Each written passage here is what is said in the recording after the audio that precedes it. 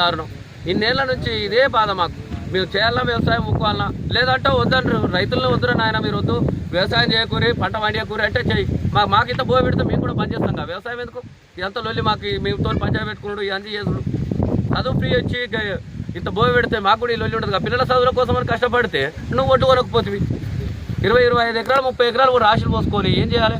నెల రోజుల నుంచి కనీసం 20,000 పెట్టి నేను ఒక పట్ట కొనుక్కొస్తే దాని మీద కుక్కలు ఎక్కి ఇది వచ్చి గాలిలు వచ్చి మొత్తం ఉన్న కాడికి పట్ట ఇరిగిపోయింది. ఒక పంటకు వచ్చేసి 20,000 ఒక పట్ట ఖరాబ్ అయిందంటే నేను ఎన్ని లాస్ అవుతున్నట్టు.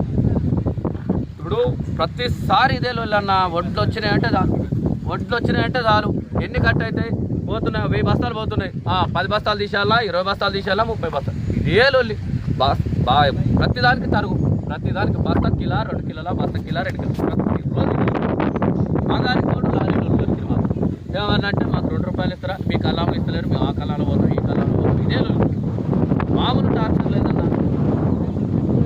పెట్టుబడి సంగతి దేవుడు లేదు కన్నా. ఇప్పుడు ఇబ్బంది బాగుంటుంది. ఇప్పుడు వాన పడ్డది అనుకున్నా, ఇప్పుడు నాదొక 23 రాసులు ఉన్నాయి. ఒక రాశి 20 ఎకరాలు రాశి, దానికి వాన పడ్డది అనుకో, దానికి 30 బస్తాలే ఖరాబ్ అవుతాయి, 30 బస్తాలు ఖరాబ్ అవుతాయి. మళ్ళీ దానికి తోడు చేసి దాన్ని తరబోయాలి.